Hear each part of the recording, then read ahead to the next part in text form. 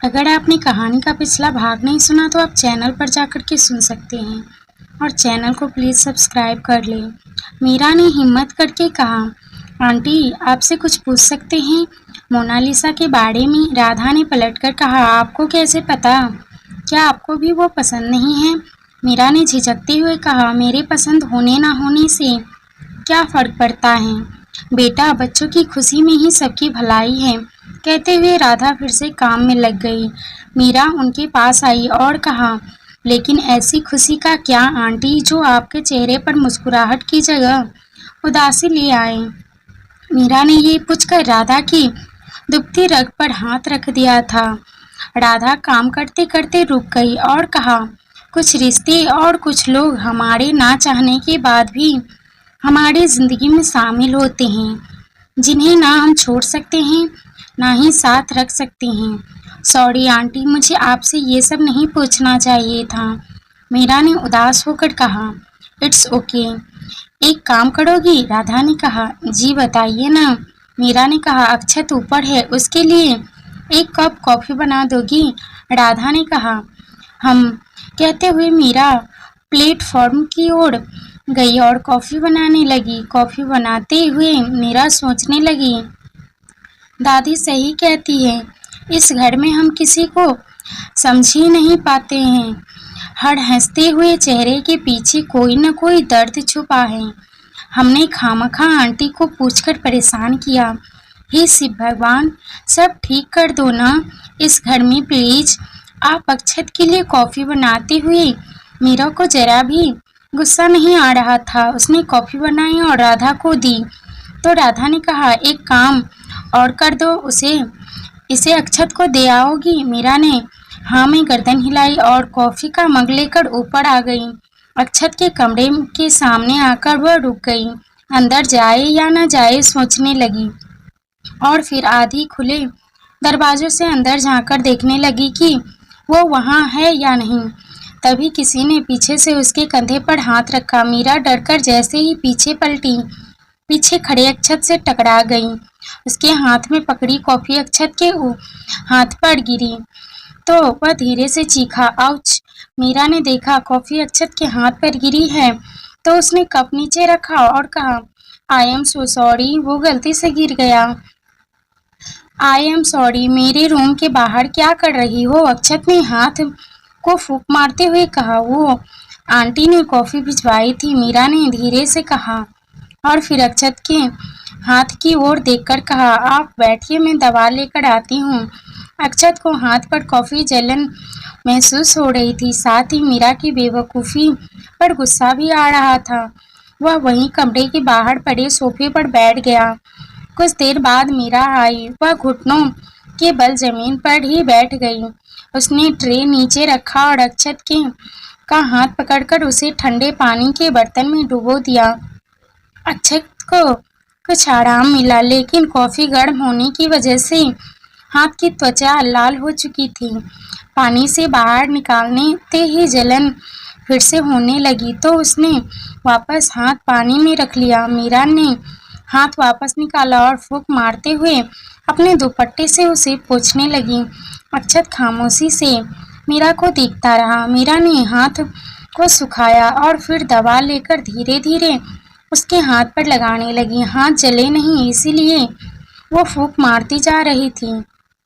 अक्षत ने देखा बालों की एक बड़ी लट उसके गालों पर झूल रही थी, जिसे मीरा बार बार अपने कंधे से साइड करने की कोशिश करती और वह जिद्दी सी लट वापस उसके गालों पर झूलने लगती। ना चाहते हुए भी अक्षत का हाथ मीरा के गाल की ओर बढ़ गया। उसने अपनी उंगलियों से मीरा के बालों को कान के पीछे कर दिया। मीरा ने खामोशी से अक्षत की ओर देखा तो अक्षत दूसरी ओर देखने लगा। दवा लगाने के बाद मीरा ने कहा, थोड़ी देर जलेगा फिर ठीक हो जाएगा। अक्षत ने कुछ नहीं कहा, बस मीरा को देखता रहा। उसका इस तरह मीरा को देखना मीरा के दिल की धड़कनें बढ़ा गया। उसने उठते हुए कहा, हम आंटी जी कहकर आपके लिए दूसरी कॉफ़ी बनवा देती हैं। मीरा जैसे ही जाने लगी अक्षत ने पीछे से कहा, एक्सक्यूज़ मी। कॉफी तुम बनाकर लाओगी अपने हाथों से, और वो भी जल्दी। मीरा पलटी तो अक्षत अपने हाथ को देख रहा था। मीरा बड़बड़ाते हुए वहां से निकल गई। कुछ देर बाद वापस आई तो देखा अक्षत वहीं सोफे पर लेटा सो चुका था। मीरा ने देखा तो धीमी आवाज में कहा, अजीब इंसान है, हमसे कॉफी बनवाकर खुद सो गए। ये तो ना फुल टॉर्चर है हमारे लिए। अब कॉफी का क्या करें, जी तो कर रहा है यही कप दे मारे जोर से इनके सर पर। खैर हम ही पी लेते हैं।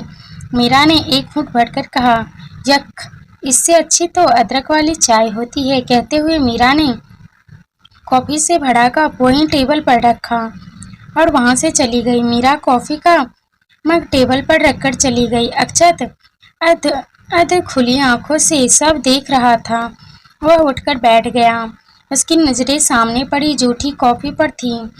तभी वर्जुन वर्जुन वहां आया और बैठते हुए कहा, वाव कॉफी। अक्षत उसे कुछ कहता या रोकता इससे पहले ही अर्जुन ने वो कॉफी हाथ हाथ में उठाकर होठों से लगा ली और पीकर कहा, नाइस कॉफी, तूने क्यों नहीं पी? आपके पीने कहाँ दी वैसे आज? आप इतनी जल्दी? पापा ने ऑफिस से निकाल दिया क्या? कहकर अक्षत खुद ही अपनी बात पर हंसने लगा। बैठ जोक मीटिंग्स खत्म हो चुकी है, तो सोचा क्यों ना थोड़ा फैमिली के साथ टाइम स्पेंड कर लिया जाए। अर्जुन ने कॉफी पीते हुए कहा, आपको नहीं लगता आजकल आप फैमिली को कुछ ज्यादा ही टाइम देने लगे हैं? अक्षत ने शरारत से कहा। वो सब छोड़, ये बता आगे क्या सोचा है? अर्जुन ने कहा, ग्रेजुएशन तो हो चुका, सोच रहा हूँ LLB कर लूँ। आपका क्या ख्याल है? अक्षत ने कहा, अच्छा आइडिया है। कब से शुरू कर रहा है? अर्जुन ने कहा, बस 2 महीने बाद ही कॉलेज में क्लासेस शुरू हो जाएगी। अक्षत ने कहा, तब तक क्या करेगा? अर्जुन ने सवाल किया, तब तक आराम करूंगा, फैमिली को टाइम दूंगा आपकी तरह। कहते हुए अक्षत एक बार फिर शरारत से मुस्कुराया, तो इन 2 महीने में ऑफिस क्यों नहीं ज्वाइन कर लेता? तुझे पापा के काम की नॉलेज भी हो जाएगी। अर्जुन ने कहा, नो वे, मुझे कोई शौक नहीं है रोज सुबह ऑफिस जाने का। आपकी ये बोर्डिंग जॉब आपको ही मुबारक। अक्षत ने मुंह बनाकर कहा, तुम्हारी मर्जी। कहते हुए अर्जुन उठा और अपने कमरे में चला गया। थोड़ी देर में टी शर्ट और ट्राउजर पहने वापस आया और बिना अक्षत की ओर देखे नीचे चला गया।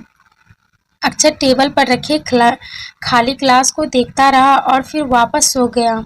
इस बार उसे सच में नींद आ गई। घूमते घामते मीरा वापस ऊपर आई तो अक्षत को सोया हुआ पाया। ठंड की जगह से अक्षत सिमटा हुआ था, तो मीरा अपने कमरे में गई और वहां से कंबल उठा लाई। उसने कंबल अक्षत को उड़ा दी। अक्षत के लिए उसके मन में ये भाव क्यों थे वो खुद नहीं जानती थी, पर उसे ये सब करना अच्छा लगने लगा था। मीरा जूठा कप उठाकर नीचे चली आई। रात के खाने के वक्त सभी मौजूद थे सिवाय अक्षत के। अक्षत कहाँ है? विजय ने सवाल किया। अंकल वो ऊपर हैं, सो रही हैं, जवाब मीरा ने दिया। इस वक्त ये कोई सोने का टाइम है? राधा, जाकर उठाओ उसे और नीचे आने को कहो। उसकी मनमर्जियां दिन ब दिन बढ़ती जा रही हैं, विजय ने कठोर स्वर में कहा। नींद में उठाऊंगी तो वो गुस्सा होगा। आप सब खाइए, वो बाद में खा लेगा, राधा ने शांत लहजे में कहा। बात खाने की नहीं है, आपके लाडले की गलत आदतों की है। खाने के टाइम सोना, सोने के टाइम बाहर घूमना, क्या है ये सब? राधा, आपके ही लाड प्यार ने उसे सर पर चढ़ा रखा है, विजय ने कहा। ऐसी बात नहीं है, वो आपकी आदतें बदल तो रहा है, राधा ने अक्षत के बचाव में कहा। विजय बहस करता उससे पहले ही मीरा ने कहा, अंकल वो उनके सर में दर्द था इसीलिए वो दवा खाकर सोए हैं, हमने ही दी थी। मीरा ने पहली बार झूठ बोला था शायद। जैसे ही नजर राधा से मिली तो मीरा ने नीचे देखने लगी। विजय का गुस्सा छू हो गया और उन्होंने कहा, ऐसी बात है तो पहले क्यों नहीं बताया? राधा, उसे बाद में उठने का खाना खिला देने और ज्यादा परेशानी न हो तो कहना डॉक्टर से मिल ले हम, राधा ने कहा और सबको खाना परोसने लगी। सबने खाना शुरू किया। खाते हुए अर्जुन ने कहा, पापा मैं सोच रहा था क्यों ना इस संडे फैमिली पिकनिक पर जाए बहुत दिन हो गए हैं हम सब घूमने नहीं गए। आइडिया तो अच्छा है, क्यों राधा तुम्हारा क्या कहना है? विजय ने कहा जैसा आप सबको ठीक लगे। राधा ने कहा ये पिकनिक पर कहाँ जाएंगे भैया? निधि ने एक्साइटमेंट होकर कहा कल सुबह तक बता दूंगा, अब खाना खाओ आराम से। अर्जुन ने कहा तो निधि खुशी खुशी खाना खाने लगी। सभी खाना खाकर अपने अपने कमरे की ओर चले गए। मीरा राधा की मदद करने किचन में आई और सभी धोए हुए बर्तन जमाने लगी। मीरा को काम करते देखकर राधा ने कहा तुमने बाहर झूठ क्यों बोला?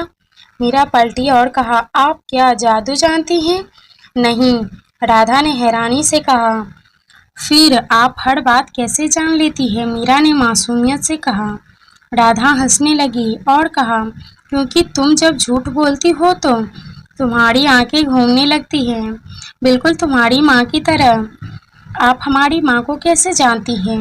मीरा ने हैरान होकर कहा, जबकि उसने तो कभी किसी के सामने अपनी माँ का जिक्र नहीं किया था। मीरा की बात सुनकर राधा एक पल के लिए सकपका गई और फिर कहा मेरा मतलब इतनी खूबसूरत आंखें तुम्हें अपनी माँ से ही तो मिली होगी। बेटियां माँ पर ही तो जाती हैं, इसीलिए अंदाजा लगाया। ओह हाँ, मेरी माँ बहुत खूबसूरत थी, हमने भी ज्यादा, और उनकी काली आंखें बहुत गहरी थी। मीरा ने सोचते हुए कहा वो तो तुम्हें देखकर ही लग रहा है कि वो कितनी खूबसूरत रही होगी। अब ये बताओ बाहर सबके सामने झूठ क्यों कहा तुमने? राधा ने बात बदलते हुए कहा वो अंकल इस तरह नाराज हो रहे थे इसीलिए। वैसे भी अगर किसी के भले के लिए झूठ बोला जाए तो वो झूठ झूठ नहीं होता है। मीरा ने मुस्कुराते हुए कहा हम आजकल बड़ी सयानी हो गई हो। राधा ने कहा और फिर काम में लग गई। मीरा ने सभी बर्तन जमा दिए जाने लगी तो राधा ने रोकते हुए कहा मीरा ये खाना अक्षत के लिए ले जाओगी प्लीज? जी, मीरा ने कहा और खाने की प्लेट लेकर ऊपर चली आई। अक्षत अभी तक सो ही रहा था। मीरा ने खाने की प्लेट टेबल पर रखी और अक्षत को उठाने के बारे में सोचने लगी। निधि अपने कमरे में कपड़ों को फैला के बैठी थी। 2 दिन बाद ही संडे जो था, निधि को घूमना फिरना बहुत पसंद था, बस इसीलिए वो अपने लिए कपड़े देख रही थी। उधर अर्जुन अपने कमरे में बैठा पिकनिक के लिए कोई अच्छी लोकेशन ढूंढ रहा था और बेचारी मीरा उस सोए हुए शेर को जगाने का सोच रही थी। मीरा ने धीरे से अक्षत की कंबल को उठाया तो अक्षत ने कसमसाकर कंबल वापस खींच ली।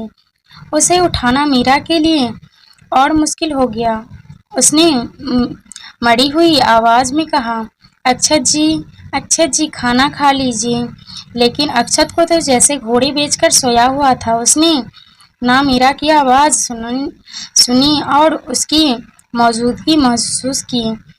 अब इन्हें कैसे उठाएं? मीरा ने मन ही मन कहा और फिर कुछ सोचकर अपना हाथ अक्षत के कंधे की ओर बढ़ाया। अक्षत को छूते हुए मीरा के हाथ कांप रहे थे।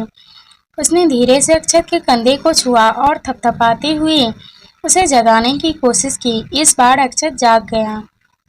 उसने देखा मीरा खड़ी है तो उठकर तुरंत बैठ गया और कहा तुम यहाँ? वो आंटी ने आपके लिए खाना भिजवाया है, आप नीचे नहीं आए थे ना, इसलिए। मीरा ने धीरे से कहा हम कहकर अक्षत उठा और वॉश बेसिन की ओर बढ़ गया। मुंह धोया, हाथ धोए और वापस आकर बैठ गया। मीरा ने प्लेट उसके सामने रख दी और जैसे ही जाने लगी अक्षत ने कहा तुमने खा लिया? जी, मीरा ने पलटकर धीरे से कहा। तुम क्या हमेशा ऐसे ही बात करती हो? जी हाँ, हम वगैरह वगैरह बोर नहीं हो जाती? अगर आपको आगे की कहानी चाहिए तो कमेंट ज़रूर करें। धन्यवाद।